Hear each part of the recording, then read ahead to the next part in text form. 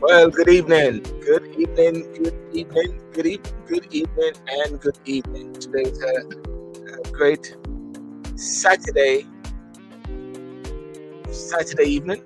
Saturday, the 22nd of 6th. That's awesome. Say hello there. Cool. Cool.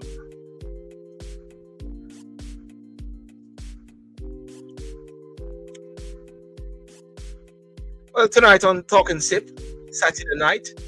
Um, it's always great to be with great people.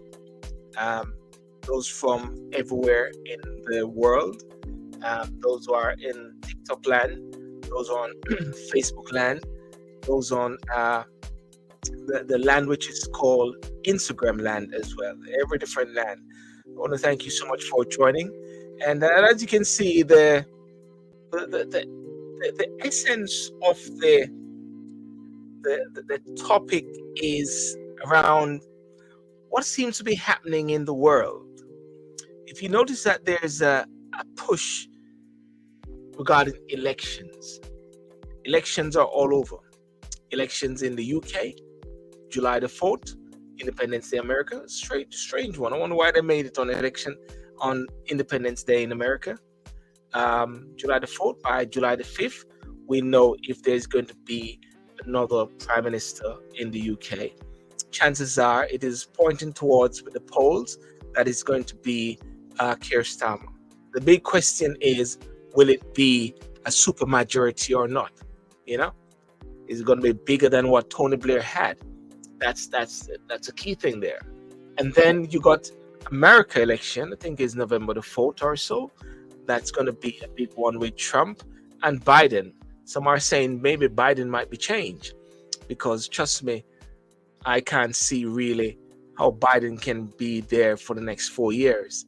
And then you got France as well, pull foot and call a snap election because what he saw with the European elections recently. But what this is actually saying is that while there was a diaspora conference, which was in Jamaica of recent days, and we talk about the diaspora, but we're saying, what does this mean? What is the reaction of the diaspora at the same time regarding this, these elections? France is spooked by the far right. America is spooked by Trump and somewhat, one will say, to the right at the same time. In the UK, we have a left or a center left, which is Keir Starmer, but then you're seeing the rise of Nigel Farage. That's very interesting, isn't it? And therefore, there's a very interesting days ahead, But anyhow, what are we drinking tonight? And tell me what you're drinking. What you're drinking over there. I'll invite you to tell me what you're drinking. I'm having some water.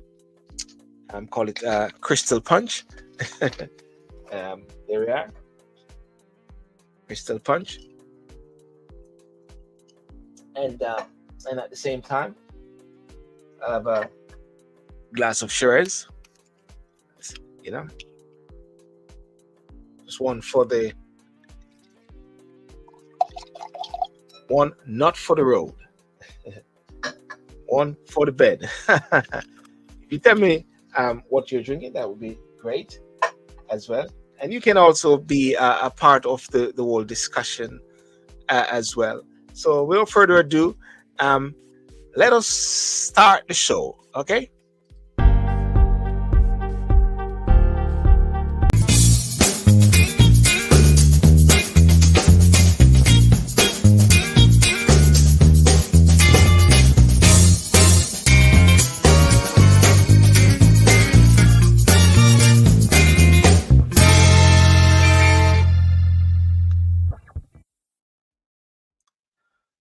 Well, I started with a wrong one earlier today, just now, but we start with the right one.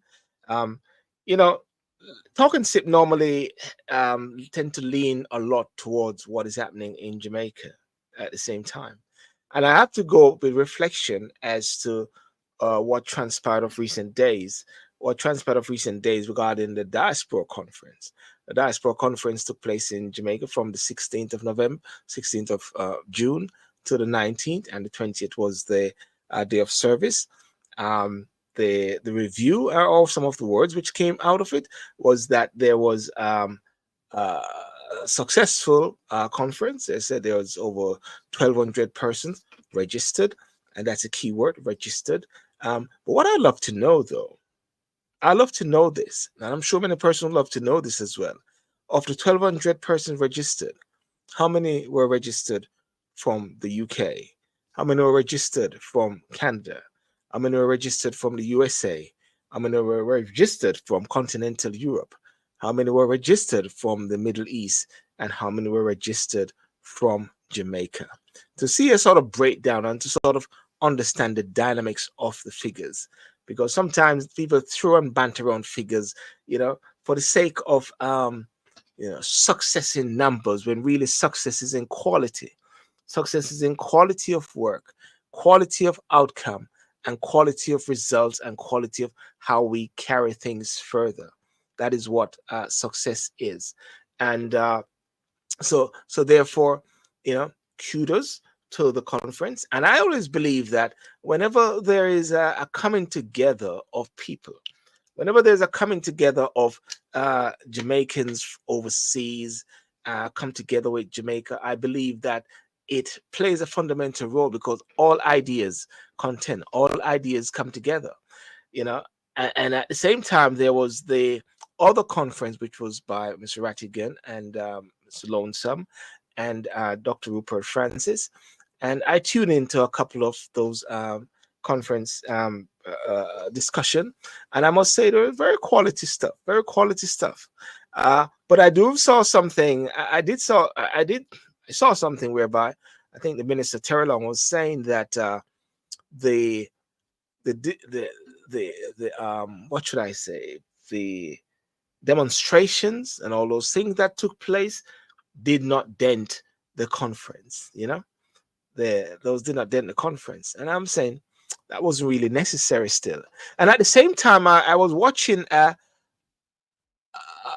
discussion with I think one of the councils in America, and there he was chairing the council, and there was Mr. Terry Long, and there was Nathaniel Pete from the UK, I think a couple of persons, and one of the questions which was asked was, Mr. Terry Long, are you the boss? Are you the head of the whole thing? And the response was, no, we are working together, which was, of course, a political way of explaining it. But when I listened to that, I realized that they have been listening to the concerns of Dr. Rupert Francis and the other guys. They have been listening to those, because in order for them to actually ask those particular questions, those were some of the narratives. And I always say that at times, that instead of sometimes trying to come against others, come against other groups or so, it is best to display what you're doing, to say what you're doing, instead of trying to plug holes at the other groups. I believe, in a way, just reflecting now and thinking about and I hope to have some sort of more in-depth reflection on the conference. And of course, there was some award which was given. I believe Nathaniel Pete from the UK got some Governor General Award as well. But I believe that when time come together and there's a full reflection, the full reflection will that there's a coming together. There's a coming together where all ideas must contend, whereby I always talk about this thing called, I think I still have a domain, yes, the black element. The black element is a term which is created in a sense whereby you try to find the common ground. Yeah, you try to find the common ground, the common denominator, and finding that common ground and a common denominator, that is where you work from. That's where you operate from. So you don't start off with the division or where there is dissension in the camp. You come at it and say, this is where we agree on. And I believe that, in a sense, with the whole discussion regarding the alternative groups, and with the As a matter of fact, they're all alternative groups. They're all alternative groups. It is the coming together of the whole scheme of things, coming together of them. And by coming together, then you can create an effective resolution. I always believe that the power, and this is what I always say, the power of the diaspora. Some will say diaspora. The power of the diaspora is when there's a strong and there's an effective partnership with Jamaicans overseas.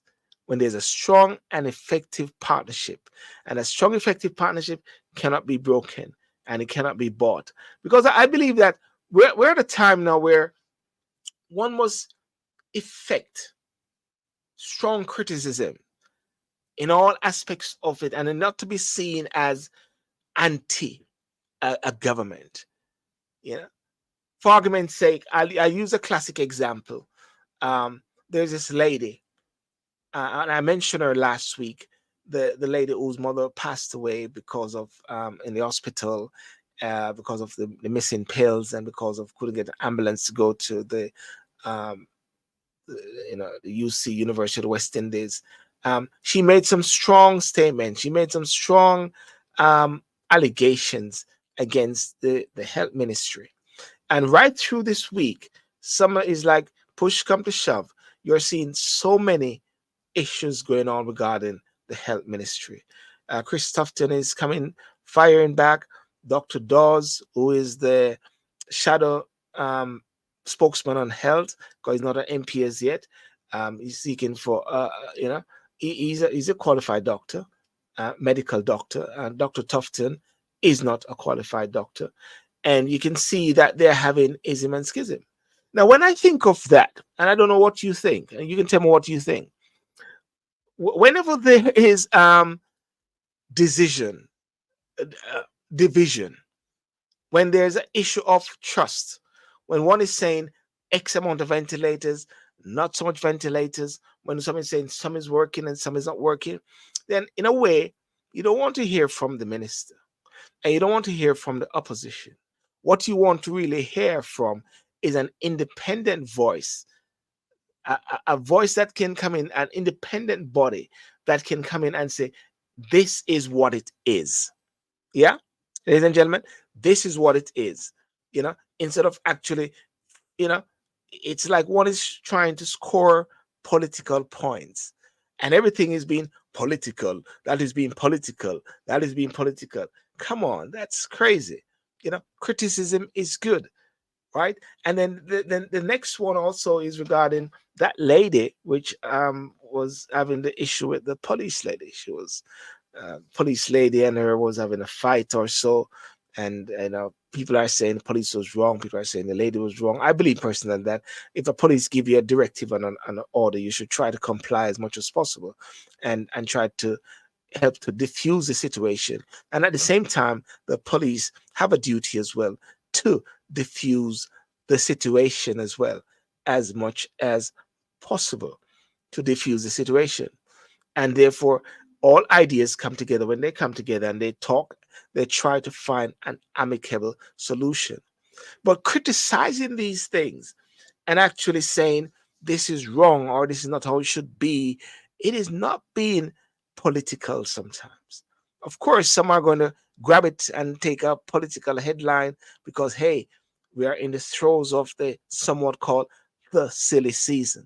And when we're in the throes of the silly season, then what will happen is that many things will, many words will be said, many things will happen, because what you're trying to do is to somehow, make your man look good, make your man look better. That is what it is trying to do. Make my man look better, make Mark Golden look good, make Andrew Holness look good as well. you know, and yeah, so that's it. But anyway, ladies and gentlemen, you tell me what your thoughts are. Remember to like the TikTok. Remember to like the YouTube. Remember to share it on Facebook and to share it also on YouTube as well. And and thank you so much for that. There was something that I picked up on. Let me have a quick drink here. Yeah. Please tell me what you're drinking. Please, let me hear what you're drinking. Well, let me hear what you're drinking on YouTube. Let me hear what you're drinking on Facebook. Let me hear what you're drinking everywhere. You know, share. There's something that I saw of recent days. You know, they were having this. You're having cool LOL juice. What is LOL juice? What is the cool LOL juice? Don't worry, I understand what is the LOL. I'm just being facetious there. There's something that I was looking at, and you know, this whole discussion about the statutory declaration. Statutory declaration is a very hot topic because everywhere you see or you hear about the statutory declaration, you are hearing that the Prime Minister has not declared, or the Prime Minister has not been, what should I say? It has not been certified, you know. But yeah, but let me, Anil, are you ready? Yeah, you ready? Yeah, good. Hey, how you doing, man? Good. How are you doing, Silveron? Yeah, I'm cool in the Malibu. You know what I mean? Can't complain. And I'm trying to say, you know, it's it's uh it's a hot day. It's a very what should I say? It was a very lovely day. It is. I wouldn't say it was. It is a lovely day in the UK. Yeah. Now, it's It a is. hot. It's 100 degrees in Washington D.C., and I'm sure in places like Florida, it probably even hotter. We have what you call a hot wave going on here. Wow. Well, what it is here? It is at 18 degrees, well, Celsius, 18. I don't know what that is in Fahrenheit. 18 degrees, so it's not that bad. Probably 80. So you guys are not that bad. Yeah. It's good. I was able to do some gardening, and then I went to get some weed killer, and the guy said, "This is what you need to get. You need to get that thing that you go between the thing and I came over." But, you know, but yeah, but thanks for coming on, and thanks for joining. Let's have this discussion in a way, because as you can see, the topic there was about UK, USA, and Europe elections and what the Jamaica diaspora reacts. But have you had any sort of reflection or saw anything regarding the diaspora conference, which is No, I haven't. It has been overly quiet. yes.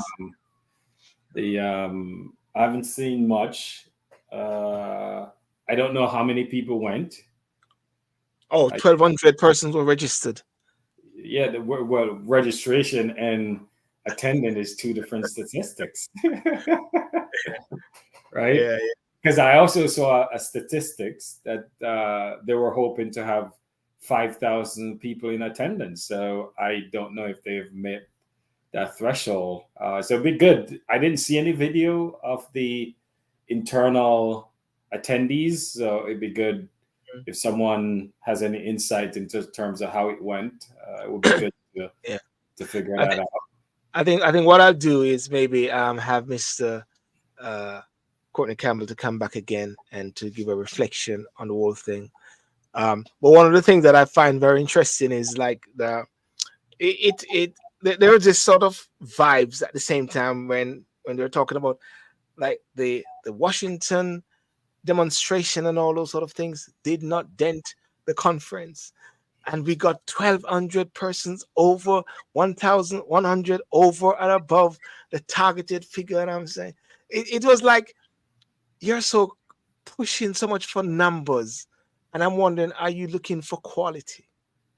Exactly. And what was the theme of the conference, and what were some of the discussion, and what Yes. was the outputs that came out of it? Because I'm sure the foreign secretary there was involved, because I think Yes. they planned it. So it'd be good to say, at this discussion, we focus on whatever it is, education, we focus on investment, we focus Yes. on returning residents, etc., etc. So hopefully someone is able to give us an insight in terms of what took place at the conference, Yeah. because it'll good to understand. Everybody sort of know my perspective when it comes to a lot of these things, where they just go on and on without any real output Yeah. and impact, and you can't just have conference for having conference sake. Not saying this is the reason for it. It's just that I've not seen much in terms of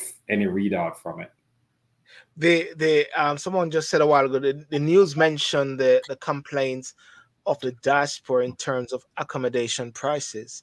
That was something that I was hearing about, because to go there you have to pull out a lot of resources. What I'd love to know, though, and it'd be great to know this, is what was the breakdown of the visitors, Mhm. not the Jamaicans who attended, who registered, but how many from the UK, how Mm. many from Canada, how many from the USA, continental Europe, and how many from the Middle East, or so, those sort of strands there. And to give a good picture, because you sense at times that there is this push towards trying to save face. Because I listened to the consul general, I forget what his name is, the fair skinned guy from the States, from over you guys there. And he asked Terry Long a question. He said, "Can I ask you, Mr. Terry Long, are you the boss of the thing?" And then I realized, right, that question is coming from because they are listening to the other groups who have complained and said that Mr. Terry Long is the boss of the diaspora, because they appoint all these different persons. And so when I heard that, I said, so I mean to say you guys are actually listening to these guys in order to frame that question. And then I look at it and said, are you framing your questions or being driven, or the tail is being wagged, the dog wagging Right. It is interesting. The question becomes, of always, how do you boil it down to how does this conference impact Jamaica writ large and the Jamaican people, right? And as a result of the 10th anniversary of this conference, has there better sort of dialogue in terms of how the diaspora and the Jamaican government is going to coordinate and collaborate on different items that both the diaspora care about and both the Jamaican people care about? So it'd be interesting to see what comes out of it. But as always, Sibaran, I'm not holding my breath. Yes. Yes. But the other thing, what are you drinking, Onion? Sorry, I'm drinking hydrogen water. I'm into this hydrogen water thing, so I don't know if it works. They said if you drink hydrogen water, it's good for inflammation, etc. I don't know, but I'm drinking it. Yes. You're saying something a while ago. You're about to say something. No, I said that there's a couple of good things that are going on in the sports world. I don't know if you're watching that the T20 cricket World Cup is going on in the US. Okay. And West Indies beat the United States yesterday. But the interesting thing, the United States is not. It's like United States come up in cricket and United States come up in football. But the interesting thing, they actually got into the final 8.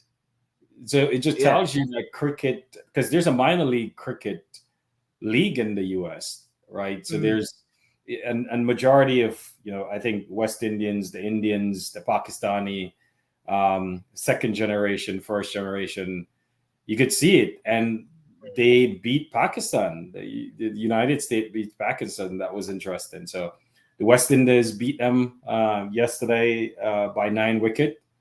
Yes. That was good for the West Indies. And then we have the Copa Cup tonight, which is the Jamaica is playing Mexico, which is a big tournament because you have the Euro Cup, who I think they expect maybe Germany. I don't know if England is going to win. But the interesting thing, there's a lot of noise coming out of Jamaica around the Copa Cup and the national team. I don't know if you're tracking that.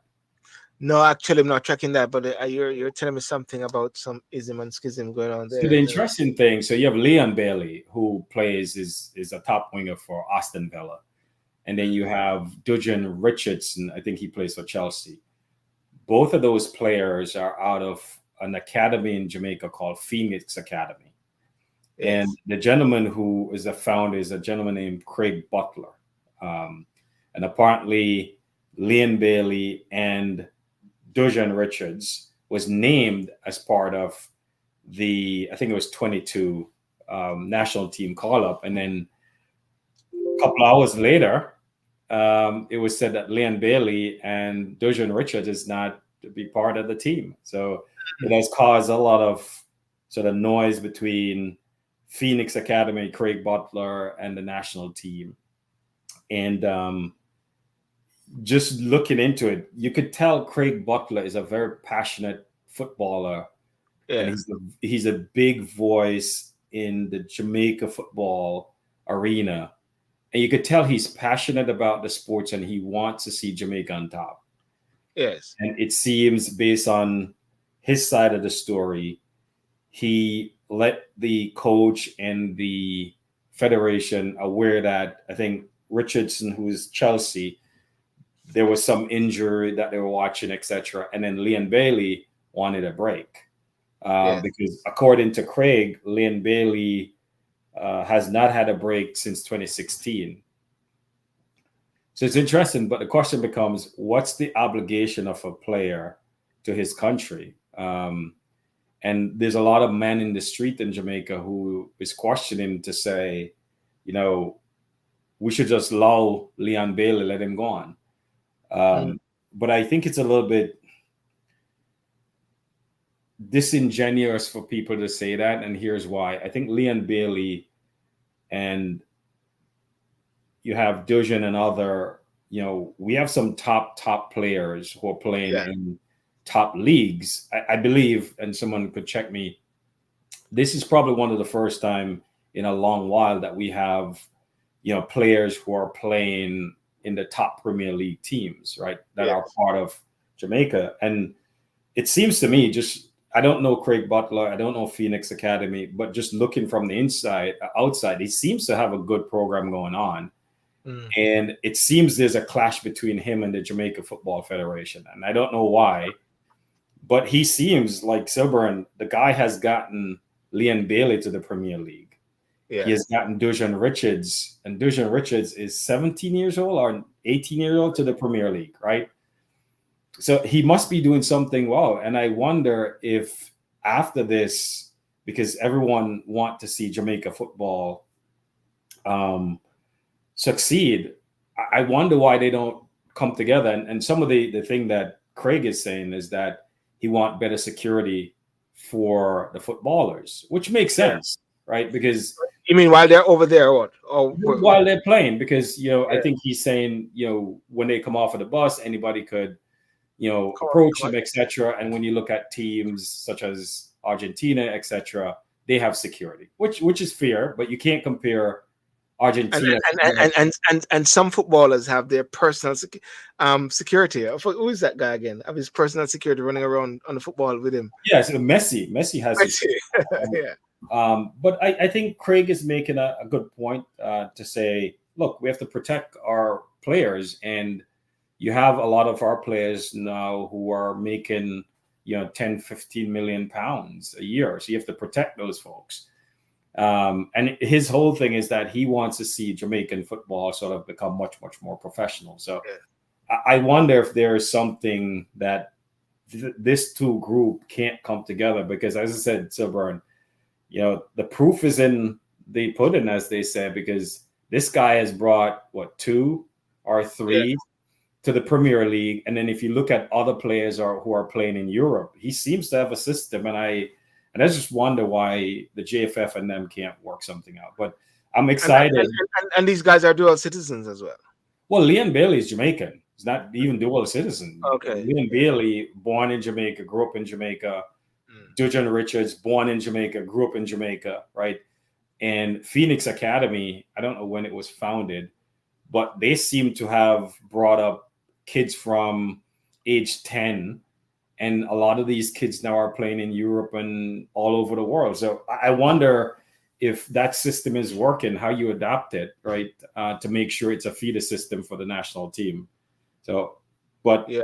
I am excited to see how Jamaica perform against Mexico today. Okay. Yeah. Then looking forward to that one there. More than likely, but there's another thing which is very interesting on the horizon. While the different internal issues with different countries are happening, but when you look at and you put on your international glaze and you're looking around, you're seeing the UK poised to have an election on July the 4th, which is Independence Day. I don't know why Rishi Sunak did it that way, but anyway, July the 4th. Because he's probably saying, you know what, the We'll U.S. fly out. No, the U.S. kicked our butt back in the 1700. I might get my butt kicked. It is pointing that way there. And then you got the USA. I think that's November the 4th, if anything. November 5th. November the 5th, with Trump and Biden. I find that a bit strange. And then France has actually got a bit really excited recently because of the European elections, EU elections, whereby Le Pen was moving forward. Mm-hmm. And as a result, he called a snap election. Mm-hmm. Because of the far right.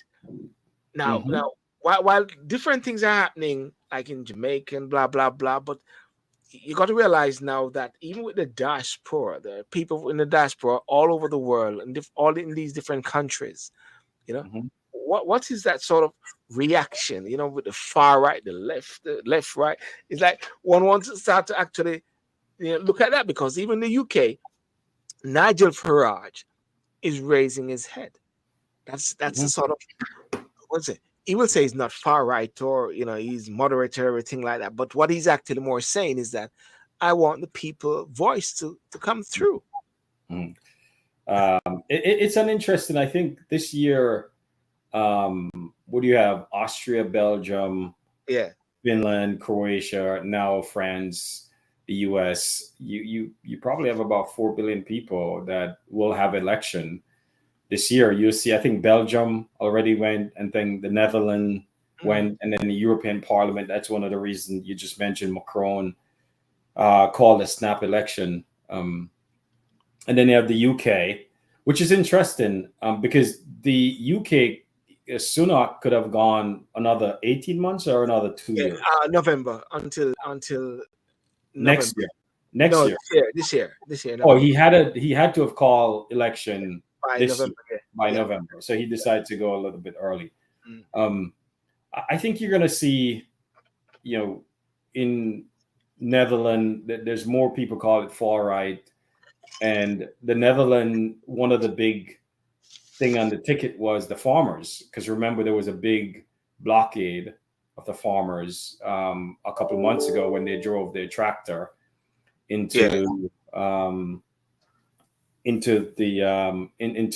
the streets, talking about some of the issues that they're having with the government and their policy towards farms. And it will be interesting to see what happened in the UK July 5th, because the last poll I saw, Silburn, it seems your party might be a minority party. Everybody say you're going to extinction. Yeah. And it seems like the Reform Party, and Nigel Farage was the Brexit guy, right? Yeah, the Brexit guy. He comes in all the while he comes in as that sort of, what should I say, for issues. He comes on dealing with issues. Brexit was one of his forte, where he went in because he was a part of the members of the European Parliament. It was an MEP. That was his last political office, electoral office. Mm-hmm. But one of the things that they have said about this particular election, though, is that, and the pollsters are saying, while it is showing that the Labour Party is having a field with 20-point lead, they are saying Labour is also jittery because they're not so good at winning. They're what happened the last time? losing.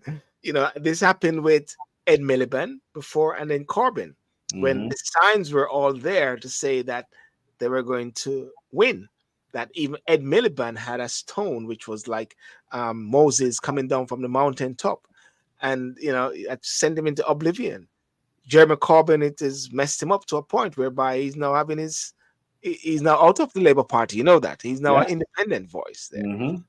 So therefore, they're saying that there's a quarter of UK voters who they are just jittery about because these guys haven't decided yet.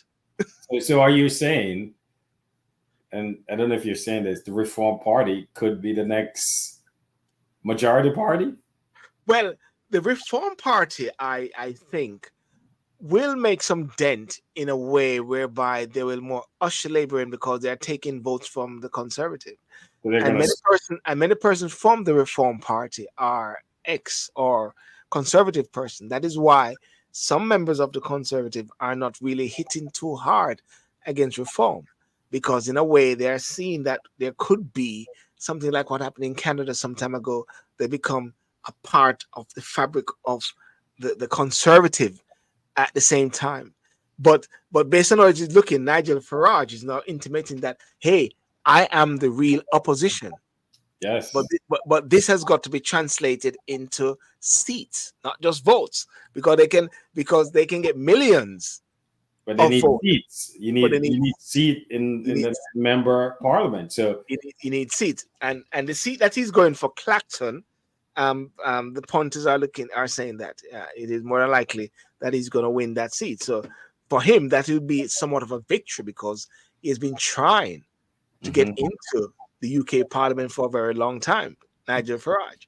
Yeah. But when you see him going around, you can realize that he's really with the boys.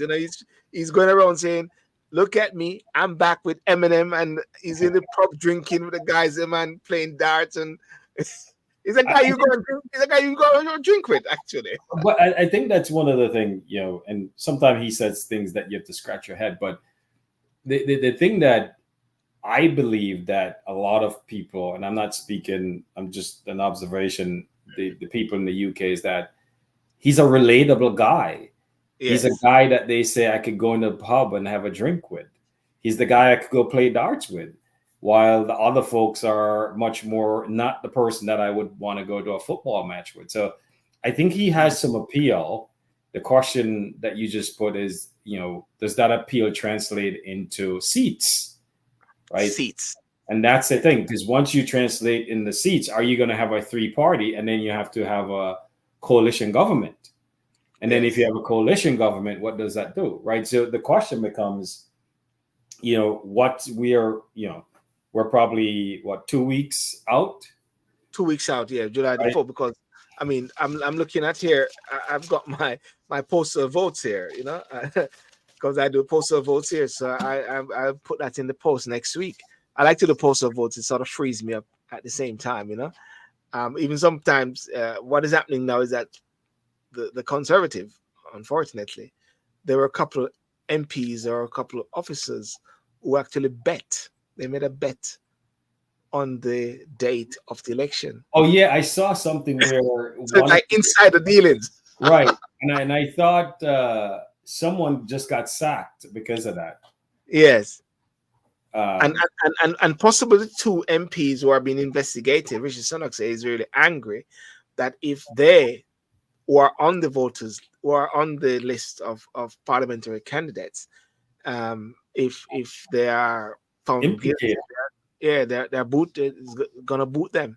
So therefore, that's hand that over to. They're still going as independent, but Yeah, exactly. So it's going to be interesting to think, but it does it say that there's a lot of voter apathy, right? Because if you just look at the Conservative government, they came in on a platform of reduction in immigration, increase in sort of reduction in inflation, right? Affordability for the common people, security, etc. And when you just listen to the surveys and you listen to the man in the street, they don't seem to have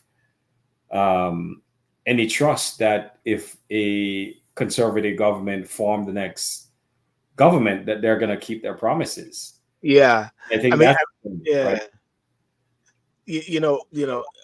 one of the things also is this: people are even saying, "What's a guarantee?" They put it to Rishi Sunak and say, "What's a guarantee that you will still be the prime minister if you even win in 2 years' time?" Because because they voted out Liz Truss. Nobody, Cameron, because you've gone through what, 5 prime ministers? Cameron, Truss.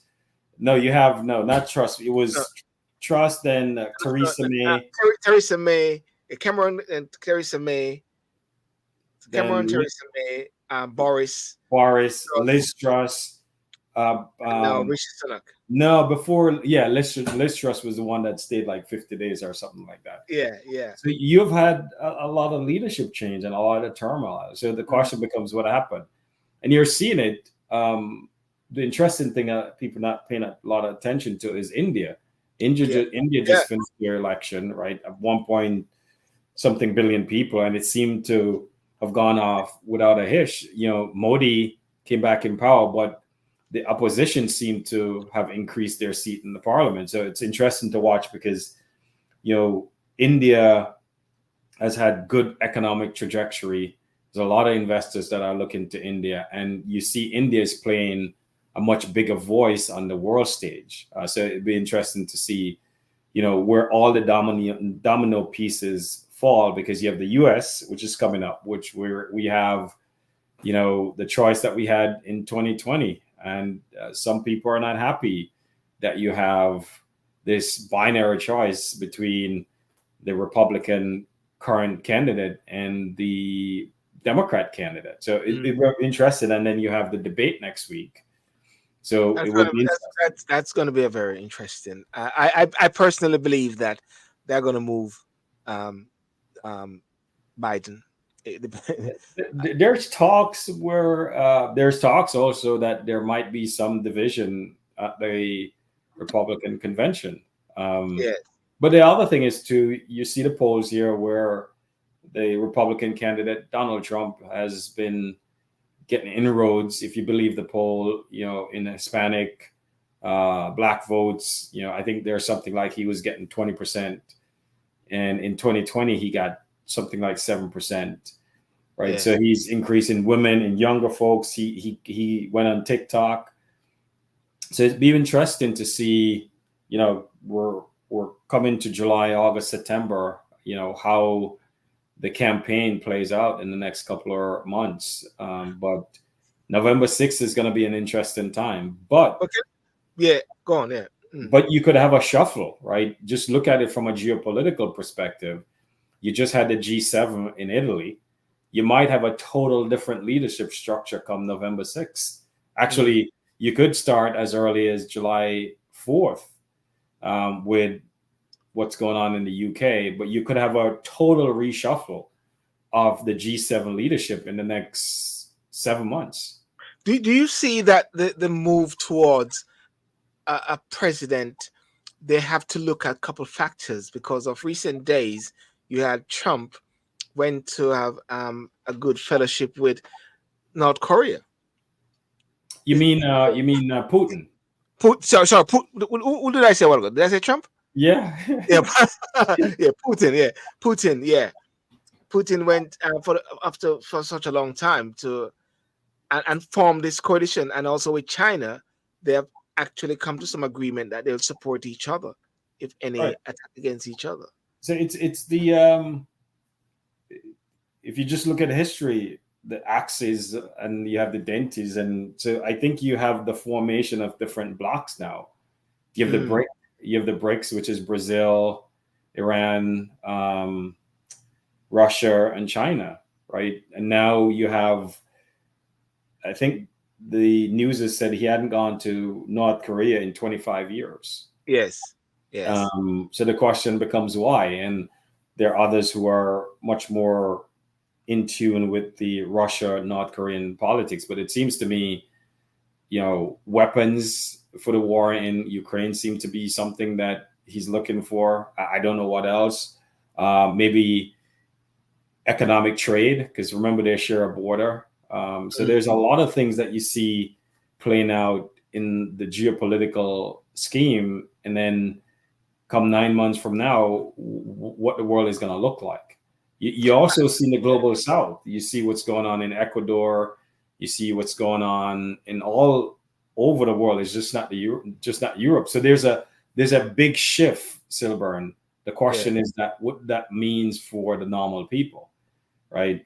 You saw the issue with not the issue where it was reported that Saudi Arabia did not sign the pact with the U.S. around, buying and selling oil in dollar. And then what's Yes. the implication for that? Because the U.S. dollar is a reserve currency, and most oil are bought and sold in U.S. dollars. So if that pact is not renewed, does it mean that now you could buy oil in whatever currency you want? So I think there's a big unknown, and I think people are just waiting to see how all these elections play out and who's going to be the next set of prime ministers or presidents.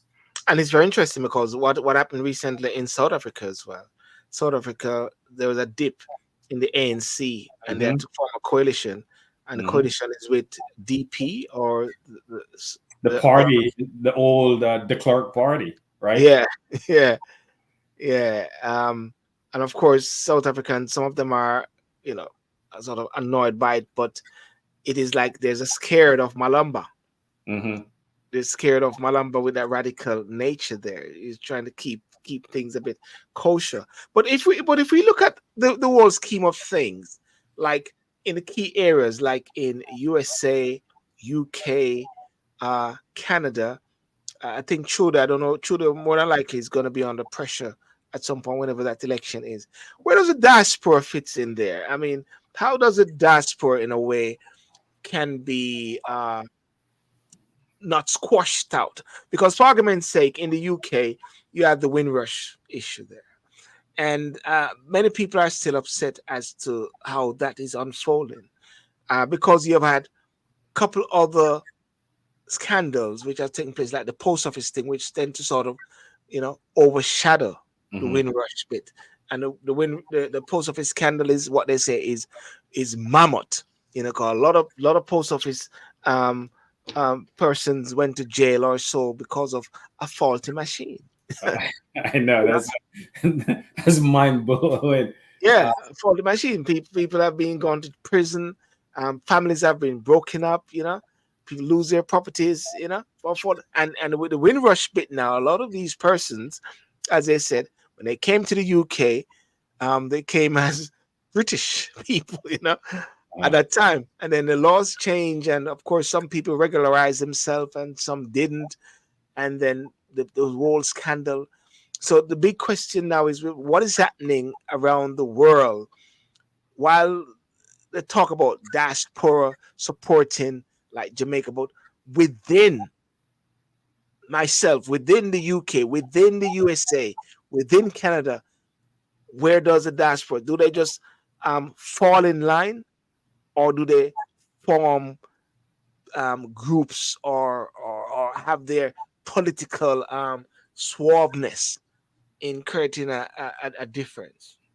Uh, I don't believe, Silburn, the changes in the political landscape really impact the diaspora to that extent. I think it impact based on policy like Windrush, meaning, there are things the government needs to do. So depending who is at 10 Downing Street, right?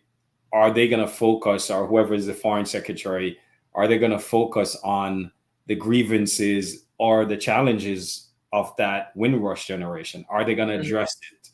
Right. So to me, that's the advocacy from a diaspora perspective, is how much the member of parliament in the constituency that you live and reside, how much are you engaged in them on issues related to, for what you just mentioned around Windrush, or issue related to trade and investment back in Jamaica, right? And especially immigration as well.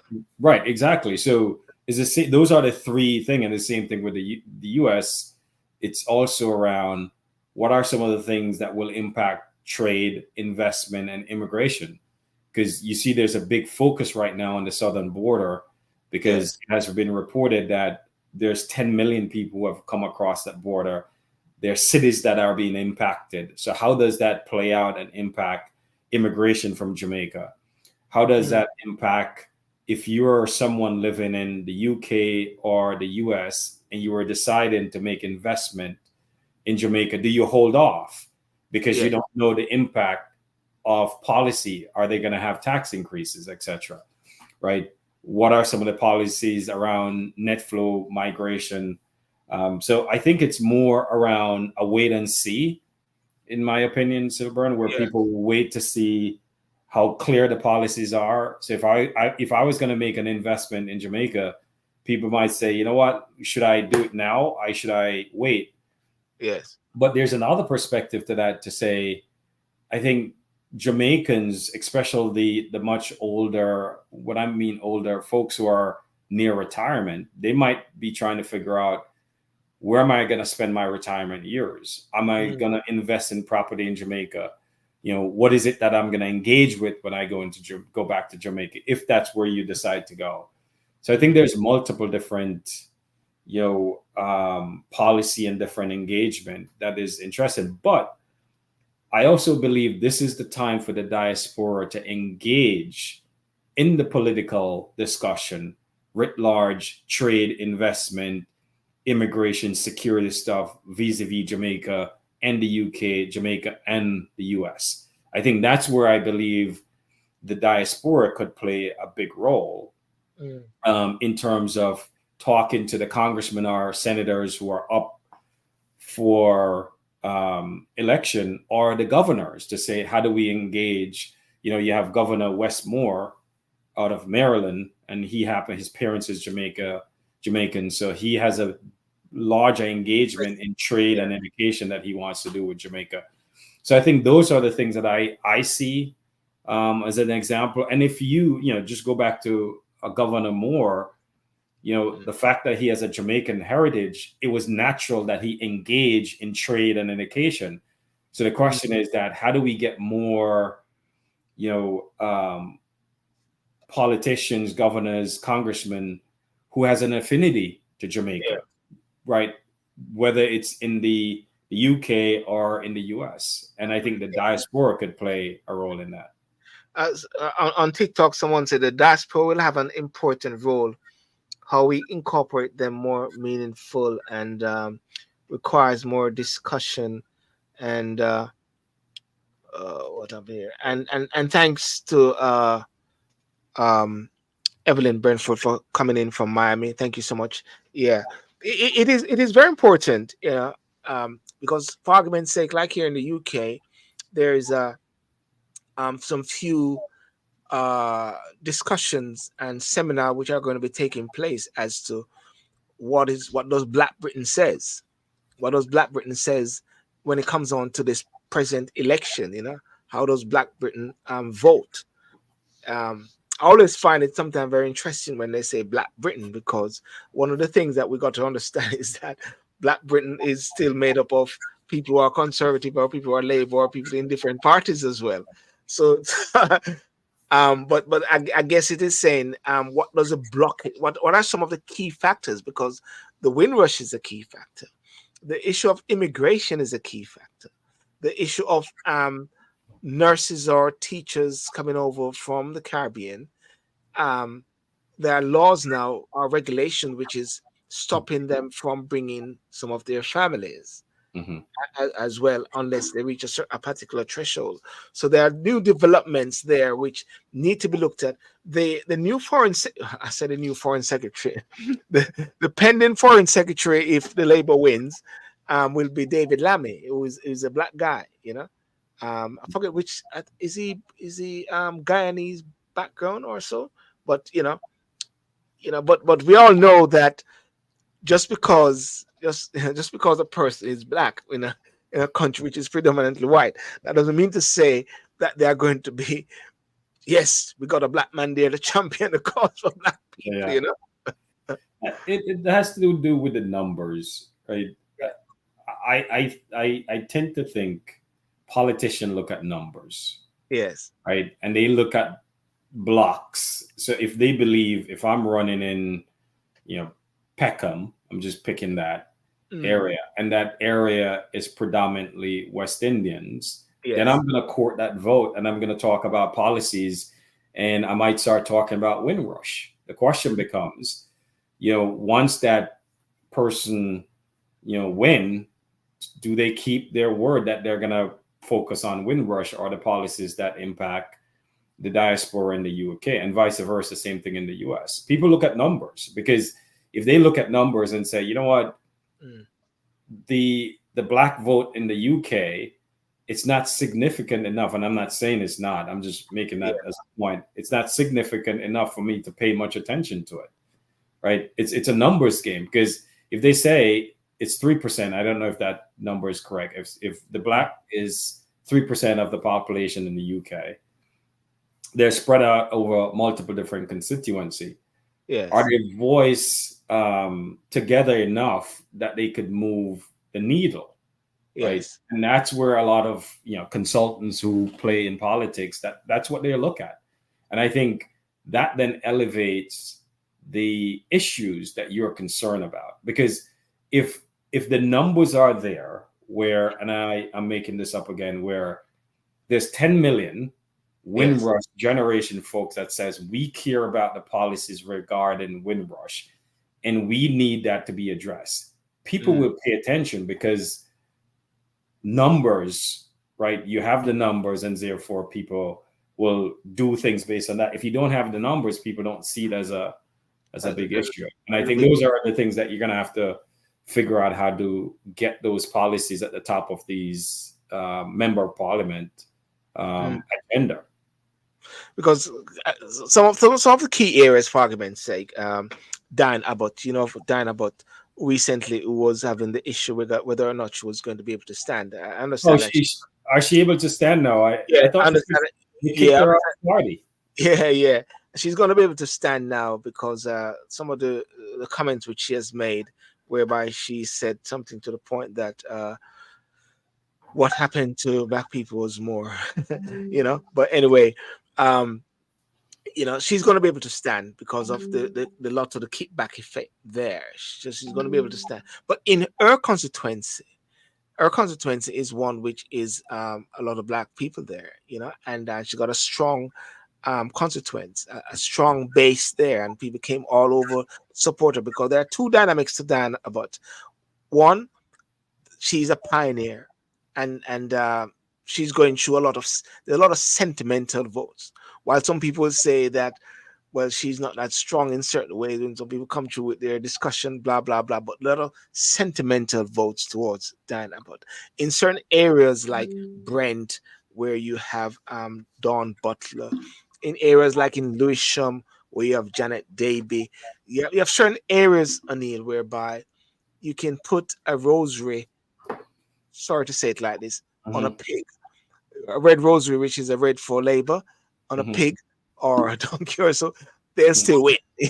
I'm trying to say, and it's not saying it's a safe seat, but that's what it is, because at present time, people are just annoyed and upset with 14 years of conservative. That's the word which is out there. Right. And it's interesting because I think I was in the UK when the whole issue of Diane Abbott came up. And the Labour Party leader, I think he was holding he was saying he's not going to nominate our. So it seems that changed. Um, and that might be the case. And I think this is where, as a group, we also have to think about who represents us.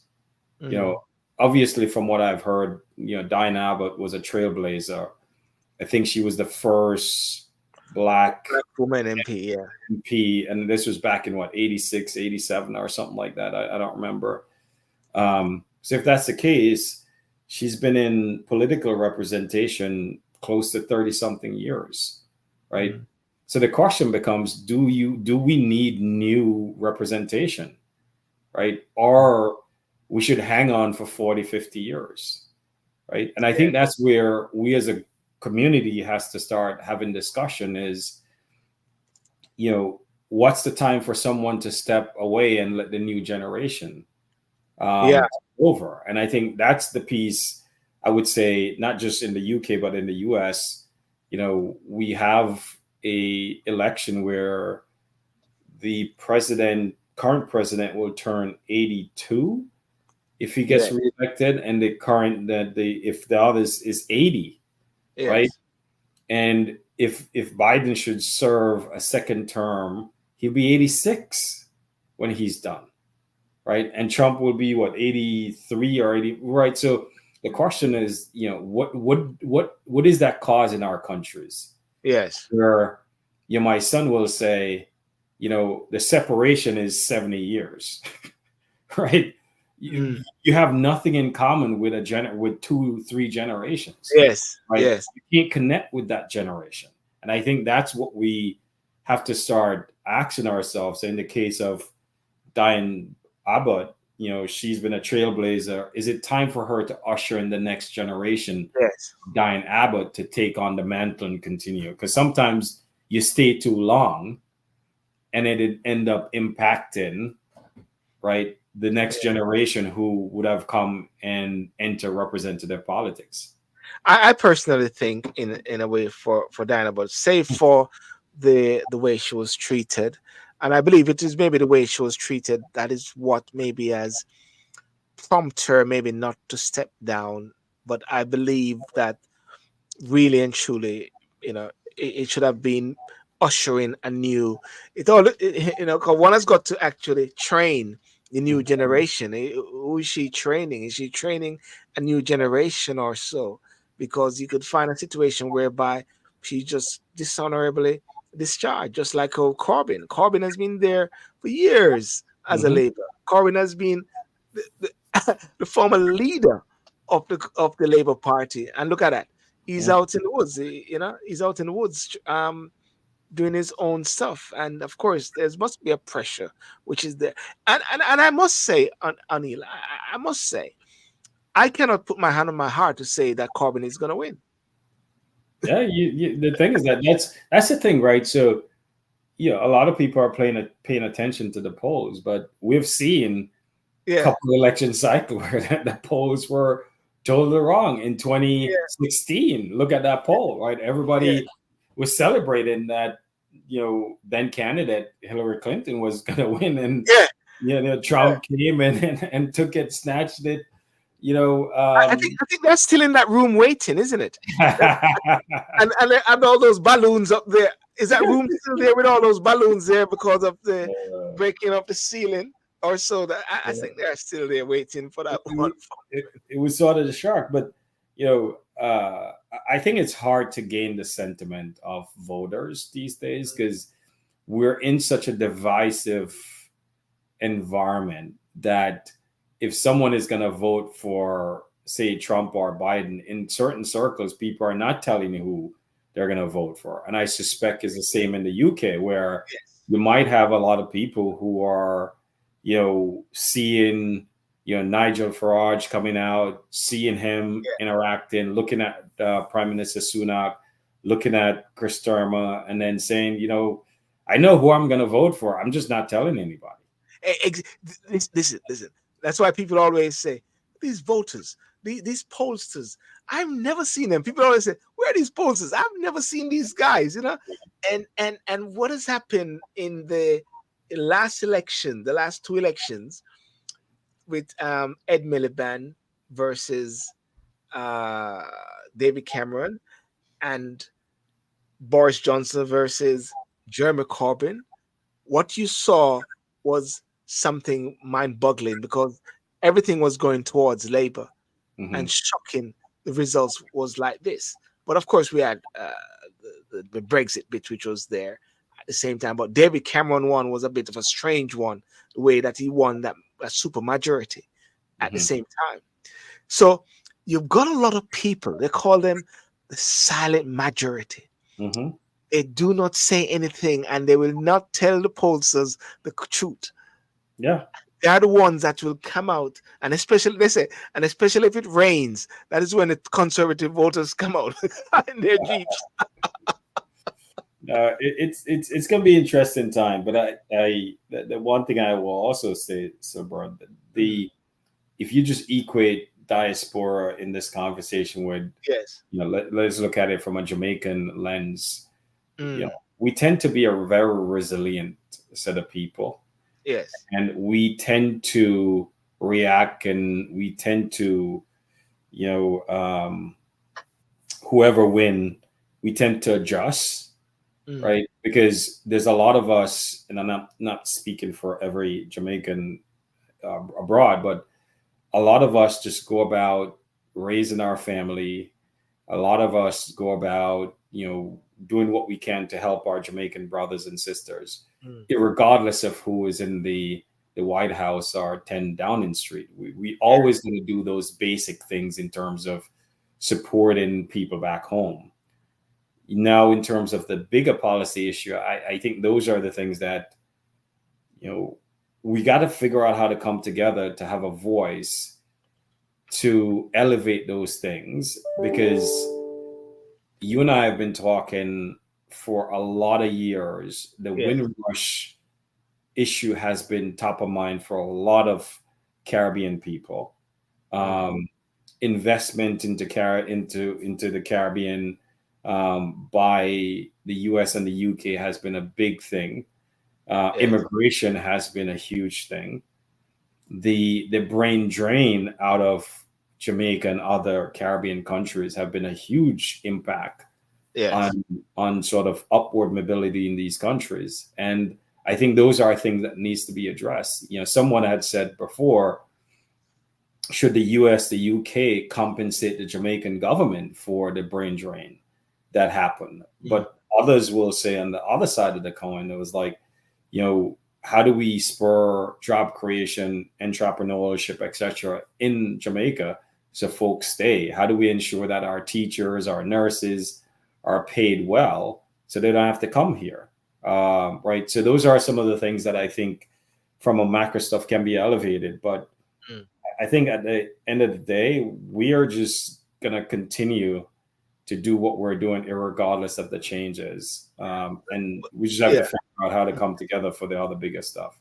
But do you think that there is somewhat of an indirect policy at the same time by successive governments recognizing that the power of the remittance? At the recent Diaspora conference, and I listened to the different speech, one by the Prime Minister and the one by the opposition leader, Mark Golding. And Mark Golding mentioned this point that during the COVID period, when tourism sort of dried up in a way, what actually kept the country going was remittance. So in a way, while one talks about a compensation for the brain drain, but at the same time, in a way, it's like the government, in a subtle way, don't mind because they know that people loyalty will always be there to their families. That is why I always say to people all the while, don't talk about shutting down remittances or trying to spite a government or so. People are not sending money to the government. They're sending money to their families, helping families to pay their bills. Right now, people are able to buy groceries for their family directly. People are able to pay bills, light bills, phone bills, water bills through system which has been set up by the telephone companies as well. So therefore, the diaspora effect plays a fundamental role. So that would be very interesting to see that particular point about the compensation. Yeah. Right. And you make a good point there on the remittance end where, I don't know the number. The last number I saw was 2 billion plus a Yeah. year. I don't know if you take the UK, the US, and Canada and other places where we have huge concentration of Jamaican. You're right. A large component of that, or majority of it, go to family members who are then able to spur economic growth because, to your point, they're able to buy groceries, they're able to send the kids to school, etc. It's not going to government. So when people say, well, we should stop sending remittance, I'm like, well, you're stopping sending remittance, you're going to stop sending to your family. Yeah, So you're not impacting the government at all. But the other piece, again, is if you just look at the UK, when was the last time a UK prime minister went to Jamaica? last one An was official visit. The last one was David Cameron and the prison issue.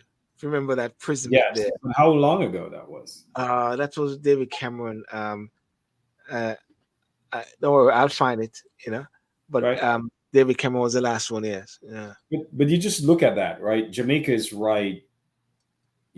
It's an hour from Cuba, an hour from Miami. It's probably 2 hours from Washington D.C. yeah, And there's not a frequent trip that is taken by the president. I don't believe, for example, we're close to the end of the first Biden term, and mm, if they win, the vice president father is Jamaican, right? yeah, She used to spend a ton of time in Jamaica. mm, Has she gone and visit Jamaica? Has he, right? Obama was the last one that went to Jamaica in yeah, 2011, I think, or just the end of his, um, administration. But there's not a frequent where there's an engagement. But the other thing that I've seen much more than before, there's an engagement by the Jamaican government. I've seen Prime Minister Andrew Holness have made many mm, trips to Washington, D.C., to the UK. I've seen opposition Mark Golden have done the same. I've seen the foreign secretary. So there's a lot of engagement on that yes. end, right? But I'd love to see a much more reciprocal, I can't say the word now. Reciprocate. Yeah, reciprocity, Yes, reciprocity. I'd love to see more where Jamaica is a much more focal point, right? yeah, When I talk about this, for example, Costa Rica is becoming a manufacturing hub. mm, Intel is putting a factory there. That is a result of engagement between the Costa Rican government and the government here and the yes, private sector. Jamaica has similar educational stuff. So I think those are stuff that I think the diaspora could get involved with in terms of how you shine light on the fact that Jamaica could be and should be a manufacturing hub and should be one of the first places that is visited by yes, a prime minister X or a president Y, right? We have to figure out how to put yeah, Jamaica back on the map because Jamaica was a very vocal in foreign policy. Remember the apartheid movement? yes. Jamaica was first. Manley was a frequent world leader, as you Yes. call it.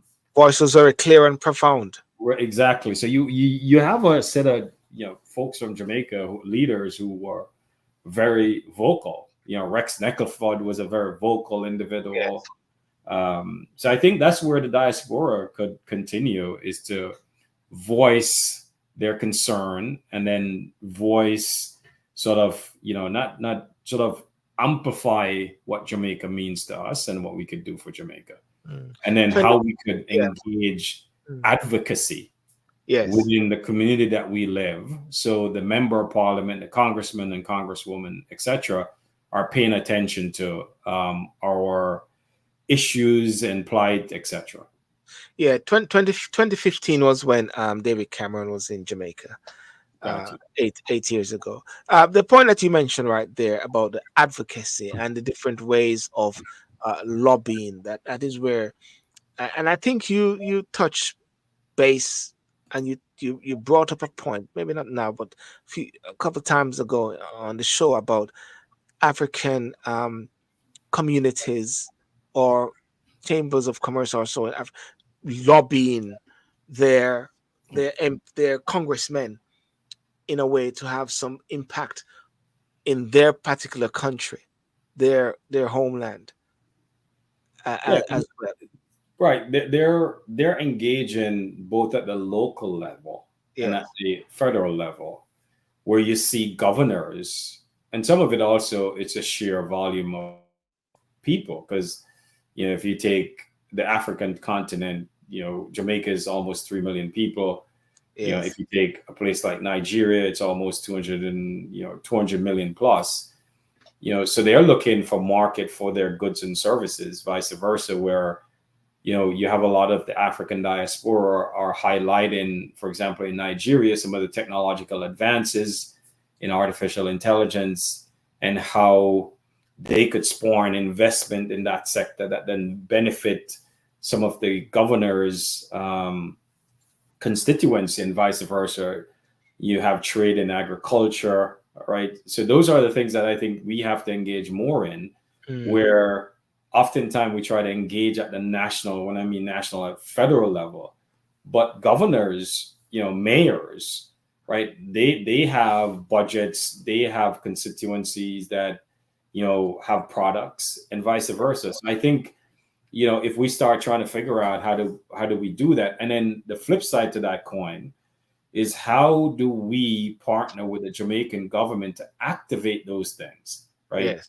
And I don't know if this was discussed at the Diaspora conference, where how do we engage in terms of, innovation, digital transformation, how do we engage in that stuff? How do we engage in the fact that, we see artificial intelligence and generative AI is going to change. Jamaica is going to be impacted in more ways than one because it has a huge BPO industry. Yes. And that is part of the job task that generative AI is going to actually automate. And when you look at the BPO sector, there's probably 40, 50,000 people who work in that sector, right? A lot of that sector in the next couple of years will be automated, right? It's not if and buts, it will be automated. The technologies are coming out there. So yeah, how do you engage on that? Because, you don't want to wait for, 4 years from now to say all of these jobs are now automated, right? Because now I don't really need to talk to a human being per se. I could talk to a chatbot that is based on generative AI. So I think those are things that we have to start think about, right?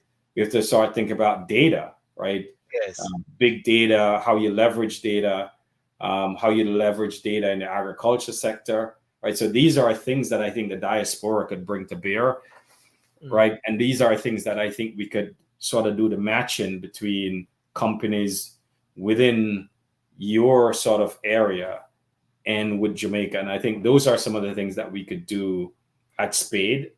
And I would say also, irregardless of who, right? How do we identify the talent that we could go train around AI? Because you and I have talked about this. We don't pay much attention to it, but it's a big transformative technology that will change, right? Generative AI is here, and AI will change a lot of things. You're seeing it in education. I was just in the UK with a company that are talking about, developing AI teachers, right? It's not going to fully replace teachers. It's going to be more of an augmentation. You're seeing it in your line of work with paralegals, where now there's a lot of things that paralegals are doing around research, etc., where now I could use generative AI to create the first draft of a brief, right? I could go create a prompt and say, give me all the cases that are similar to this, and create a first draft, etc. So I think these are things that if we want to make lasting impact, right, this is where I think the diaspora could come together to be able to, sort of elevate these concerns around what automation, augmentation is going to do, what will it do for the BPO industry in Jamaica, how do we use this technology to drive efficiency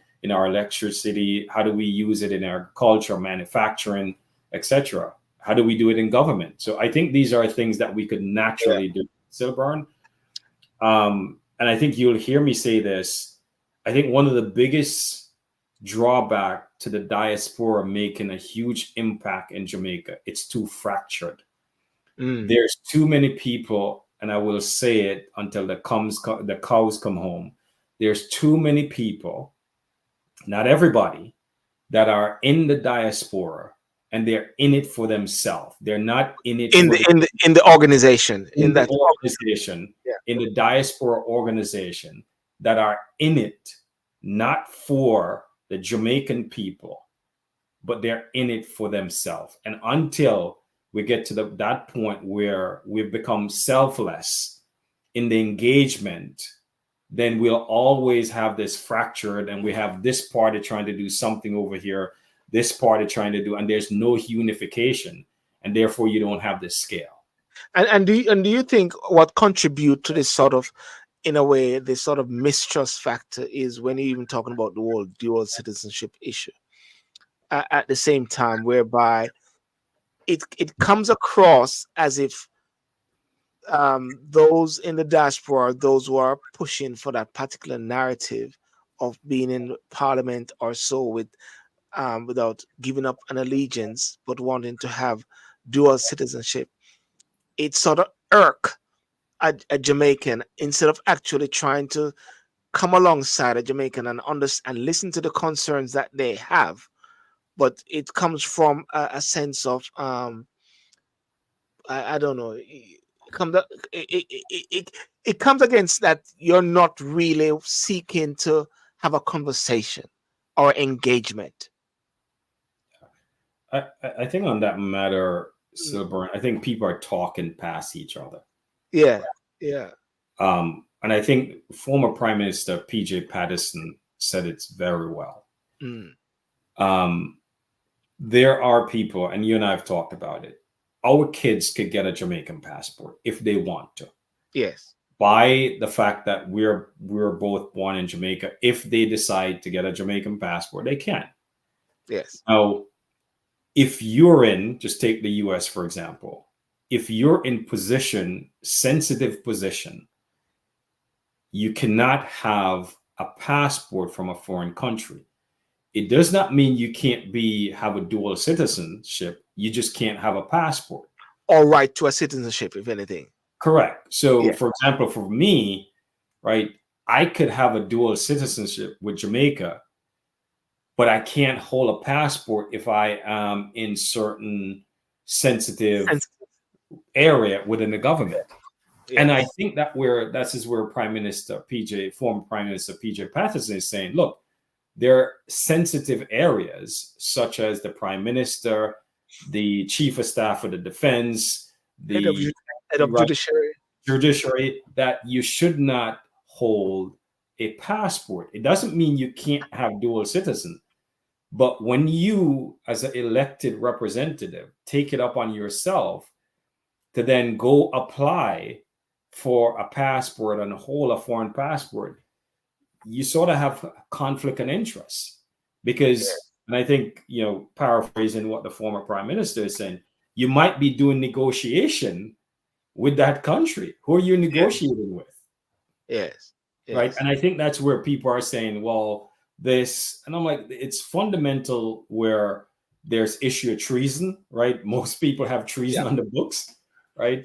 So I think those are the things that I think we have to just agree and say, look, it doesn't mean you can't go to Jamaica and help the country of Jamaica, but you just can't hold a passport. Now, when you finish, you could get your passport back. Yeah. Yeah. Right. When you finish, you could go get your passport back. Like for me, I didn't have that choice way back when, because the dual citizen in the US was different back then. They changed it a couple of years ago. For me to be in sensitive position, I had to renounce my Jamaican citizenship. Right now, they have changed the laws, right? But where I could now have back my dual citizenship, but way back when I couldn't be doing stuff in the government and have a Jamaican citizenship. So I think those are the things that we have to figure out. Yeah, it is very interesting, and I believe that separate and apart from things like the conferences, but Jamaicans in the diaspora, Jamaicans overseas, need to somewhat play that fundamental role within the society that they are. Because many years ago, Anil, when Jamaicans went overseas, for argument's sake, in the UK, and the Windrush factor, their plan was actually just to go there for a few years and then go back home. Right. And then what happened during the course of that time is that they meet a girl or another, or and then guess what? Baby come, picnic come. No, they're stuck and they can't leave, trying to say, but they kept saying, more and go home, more and go home, more and go home. And that is what actually took place in a way whereby there was not the concept of building. Mm-hmm. There was not the concept of legacy wasn't there. It was just passing through. And therefore, with what is happening now and with those in the diaspora, a lot of persons who are second, third generation Jamaicans or black people need to somewhat build upon this. I never forget one time I went to House of Commons. I was doing a course with Operation Black Vote, and I was integral in bringing some young people to Parliament. Dan Abbott was there, Dominic Grieve was there, former Attorney General, and I think one of the youngest MPs from Lib Dem was there. And one of the things that I said to these young people, black young people, I said to them, you need to claim this place. You need to actually own it.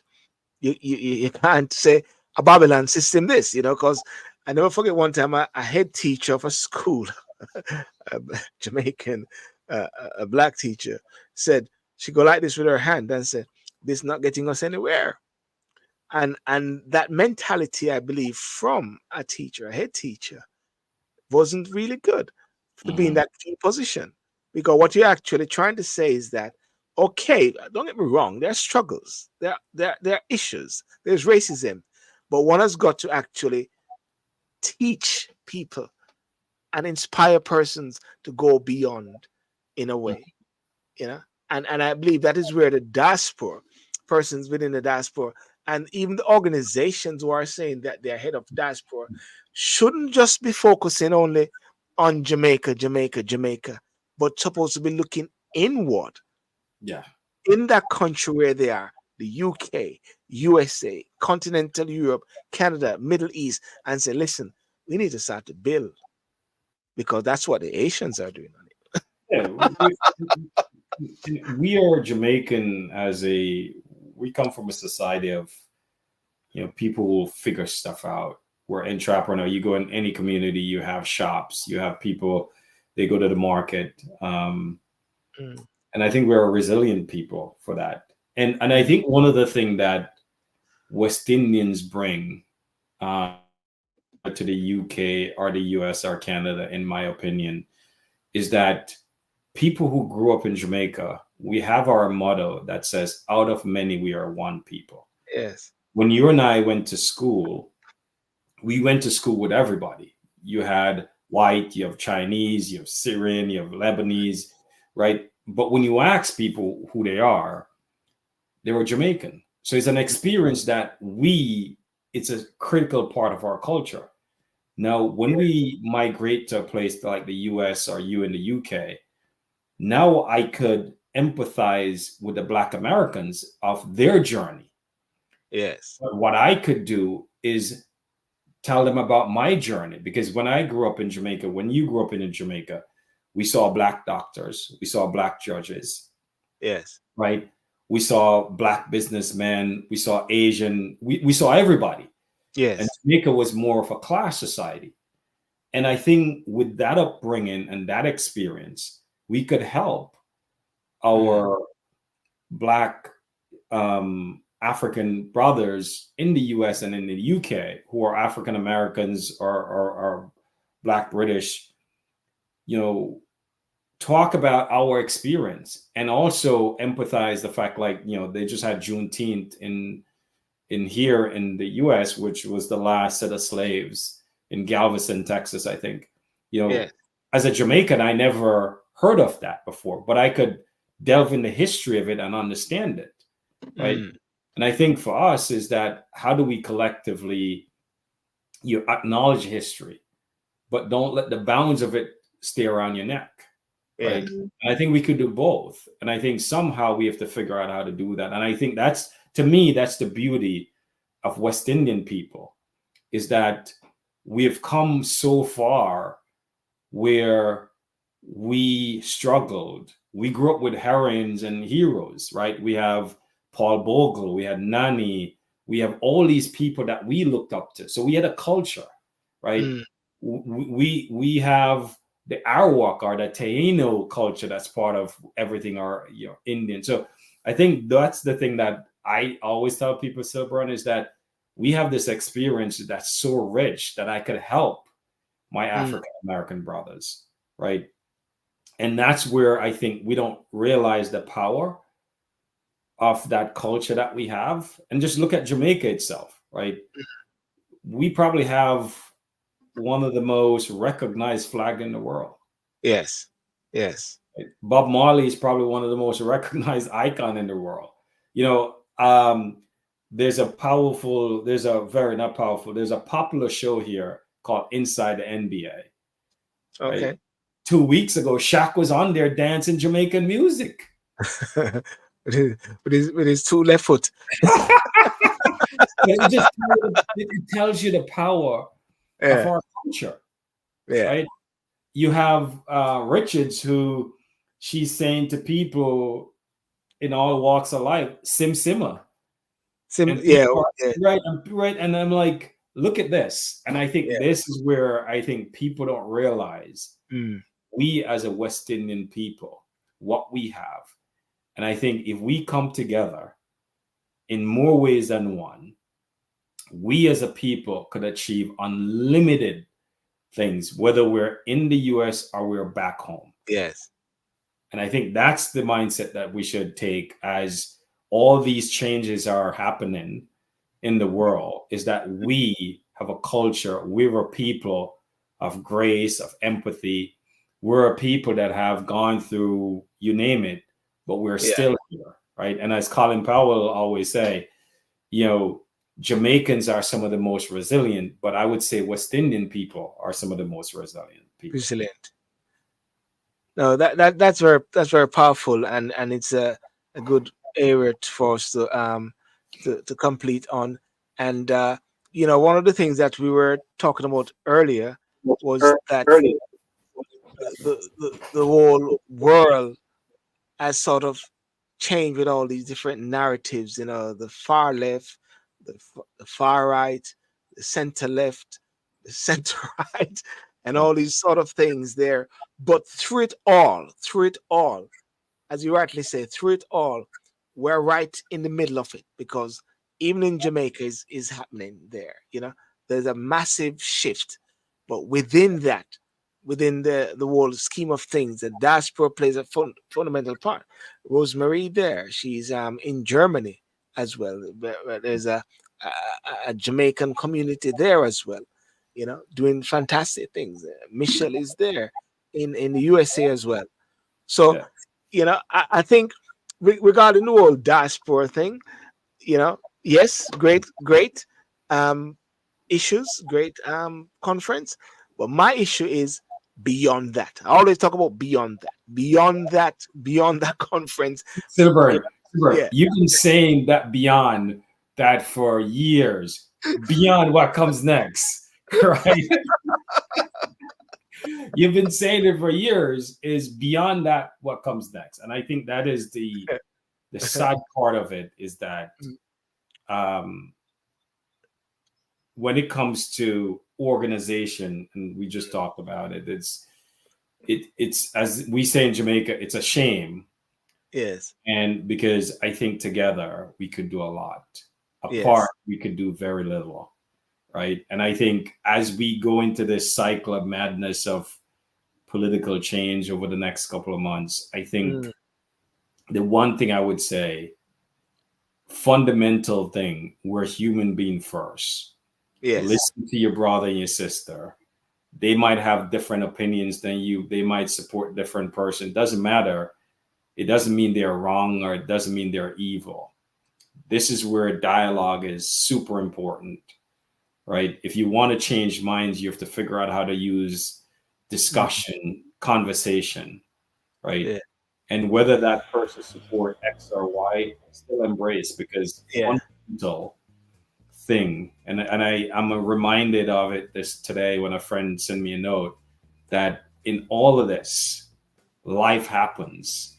And I've always tell my team, in the four wall of business, Silver, it's all business problem, but there's a lot of life things that happen out there. And I think us Jamaican people, they say Jamaica and Jamaicans are a proud people, Yes. right?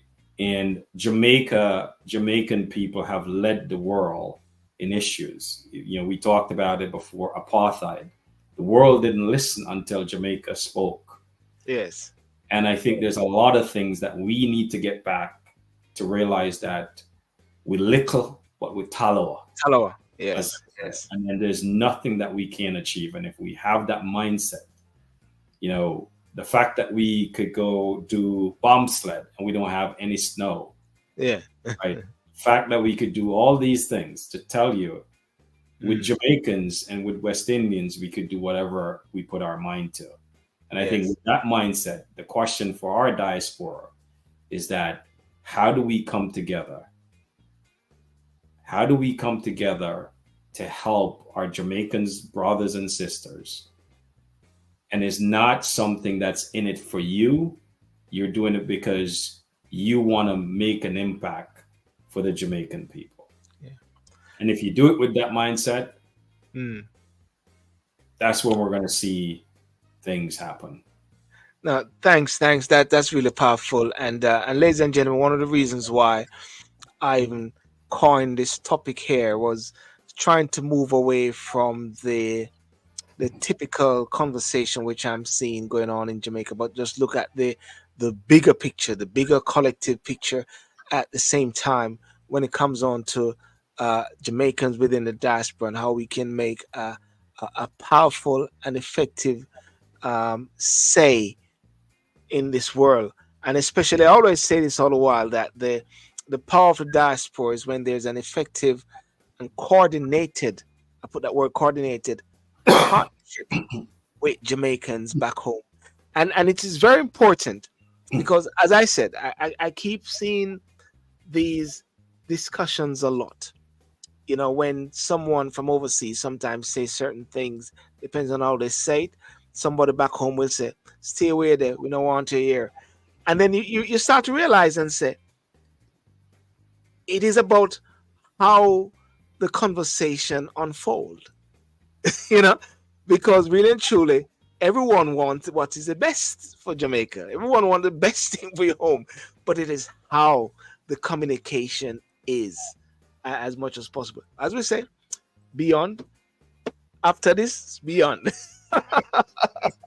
And that's one of the reasons they say, Silver, language matter.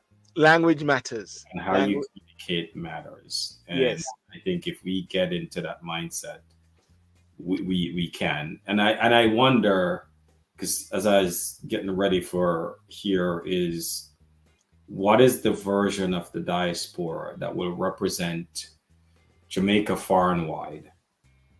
And I think there's some construct out there, Silburn, where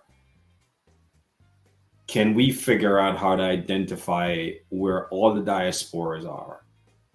And then just like any elected, right, blow up these different, organizations that are out there and figure out how do we come together as one and what that construct could look like. Yes.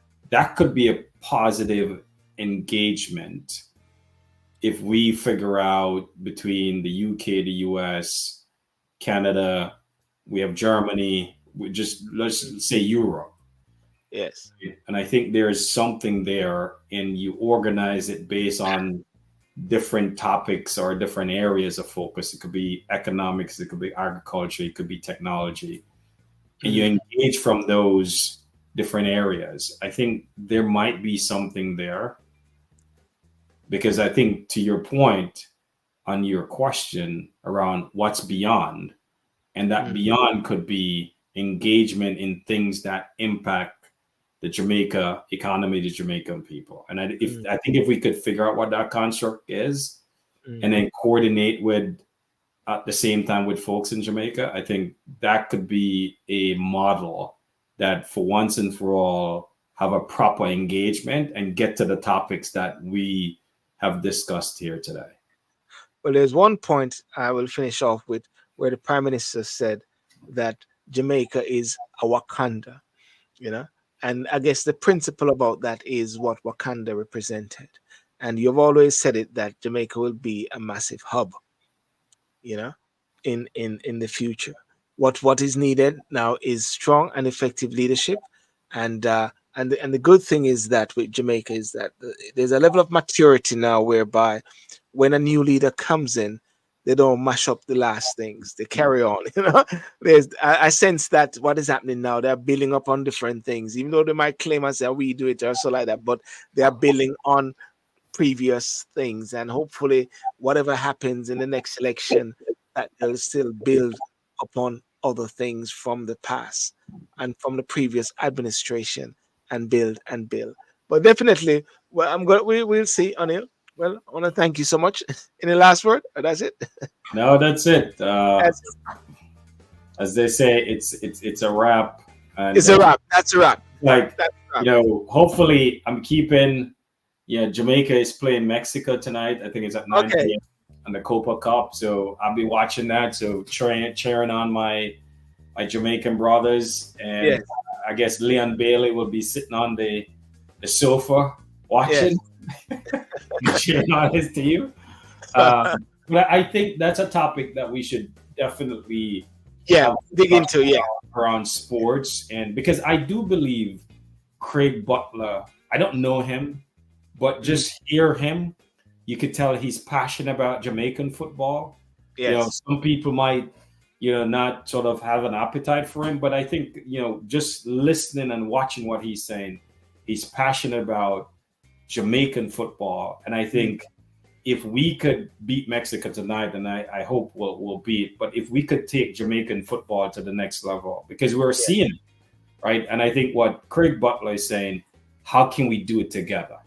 It's sort of what we just talked about. And I wish the Jamaica Football Federation will say, look, this man create a system, and this system is working. How do we adapt together in the interest of Jamaica football? And I think it's a topic that we should see if we get Craig Butler to come on. Yeah. Why not? Why not? Let's Because I think it's the state of Jamaican football, or the state of Jamaica, athletes, because we're going to go to Paris.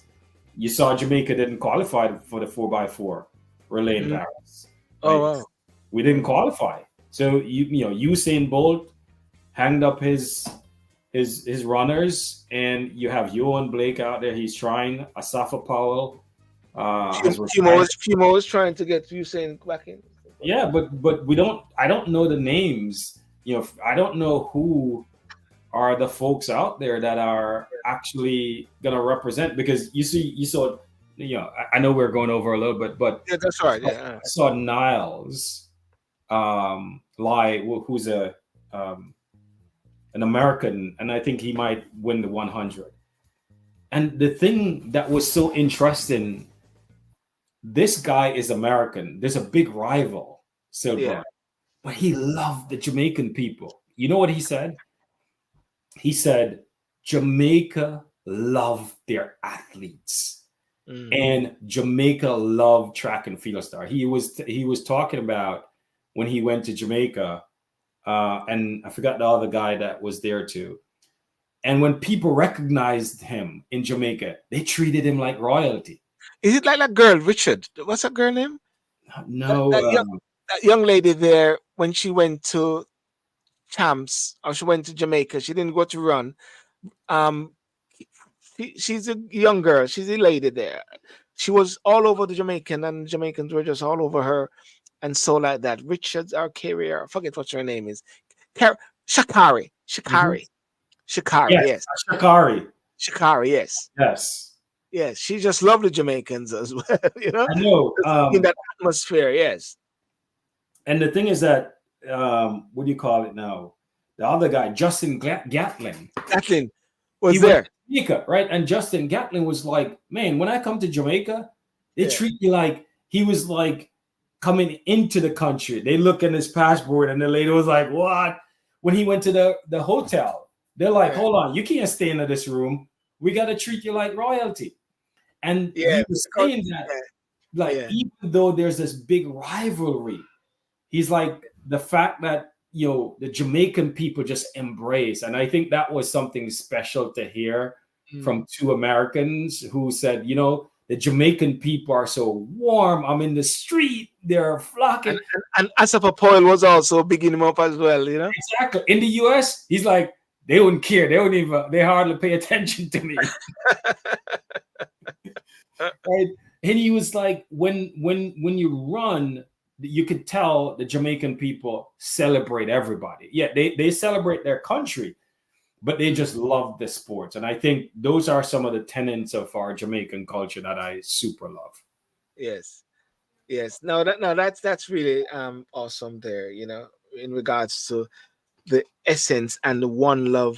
You know, when I see different things happening, you know, I just realize that, you know, we've got to capture the essence and the spirit of the one love. Yes. Capture the essence and the spirit of this one love. And when we Yes. see dissension and everything happening, it's like finding that common ground, that common denominator. I'll call it finding that black element and work towards it no matter what. And what shows it is whenever these athletes go out there and they perform, it brings a nation together. We saw it Exactly. happen with Usain Bolt and all these different athletes. The football, watch that is whereby everything is pushed aside and we all come together as one. And the music, to Music, encapsulate what you just talked about, yes, Buju Banton is performing yeah, back he's, in New York for the first time. since He's his at, thing, yeah. he's at UBS Arena in New York, Silburn. They had to add more shows. Yes, I heard that. I heard that. Yes, They had yes. to add more shows. The UBS Arena, I think, is 20,000 people. Wow. Sold out. They had to add more shows. It just tells you the fact that the embracing of the Jamaican culture is such a special thing. And to Mm, your point, if we could bottle that, if we could encapsulate these values that we have, right? mm, Because people embrace the fact that Buju Banton went through his journey and come back to one of the biggest stage in music and is gonna sell out venue like crazy. It just tells you. I shows. mean, it just shows, It right? It's shows. like we got to do a show on that because I've been seeing a set of Jamaican artists like Nige Boy, the blind guy, uh, Mm, that is out there, and he has a very powerful story. Guy yes. has 2 degree. You know, you got to go listen to his music called Continent. You know, you see Silburn. I'm the one that are sort of underground in Jamaica. You're supposed to be like the underground. You don't even know who Nige Boy is. No, I know it. You just told me about it. Yeah, Niger boy. Yeah, I know Niger boy. Yeah, I know No, Niger boy. you got to go look because his story is super powerful. Yes. The fact that blind, you know, you hear his story, and the fact that this guy, you know, what he has gone through, and now he's this big reggae star. Yes. It's mind blowing. Well, I tell you what we have to do, and we have said it many times. We've said it many times, but we got to do it. Is to bring on some key persons on the show, and to bring out that sort of the essence of Jamaica. And I think we got to have to do that. Yeah, And because I believe that the positive factor will sort of somewhat deal with the negative factors as much as possible. The hope factor there. exactly. Because Yeah. I think people highlight the 5 or 10%. And Yes. there's a 95 or 90% that everybody else is embracing, right? Try walk into any European country and have a Jamaican shirt on that has a Jamaican flag. Yes. People is gonna come up and big you up. Listen, I've got a shirt from the 2012 Olympics, almost similar to the one of Usain Bolt. I've worn it about 3 or 4 or 5 times. Whenever, sometime my church having a international day, Mhm. everybody always want to buy the shirt for me. I said, well, Yeah. that shirt is like the only one left in the world. Straight. I know. All right, my friend. Yeah. This is good discussion. We should have one where we talk because there's a beauty about the Jamaican culture, and I think we don't highlight that enough. Yes. So we keep going on. you know, why we don't highlight it enough is because it has been snuffed out by all the different distractions and all the different issues going around. It's been snuffed out. So therefore, that beauty essence of it is not rising.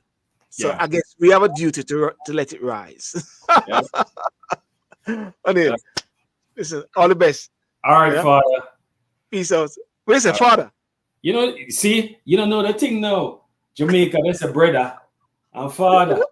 All right, all right, all right. Break it. What?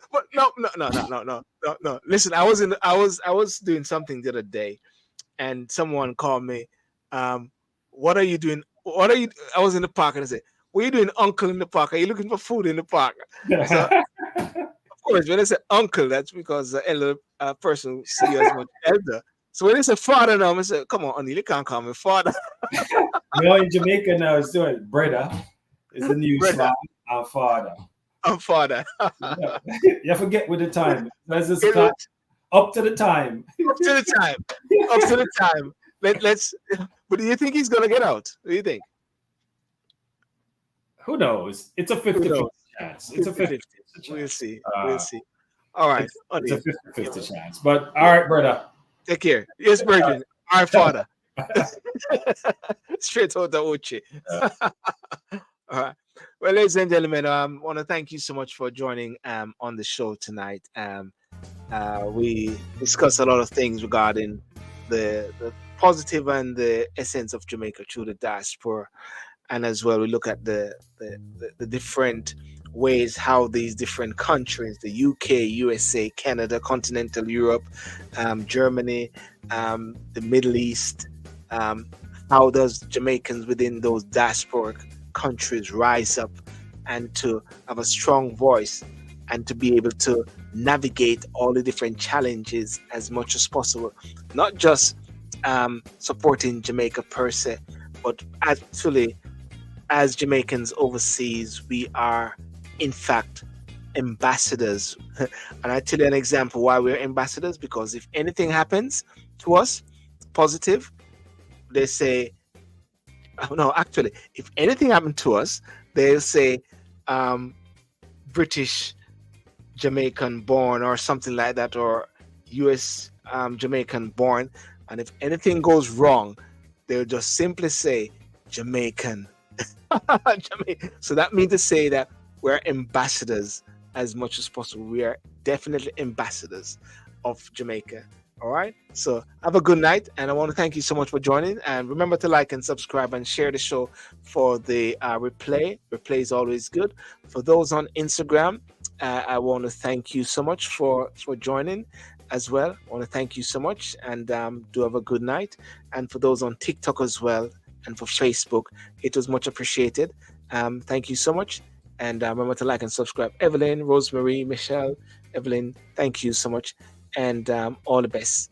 And peace out until next week. Thank you.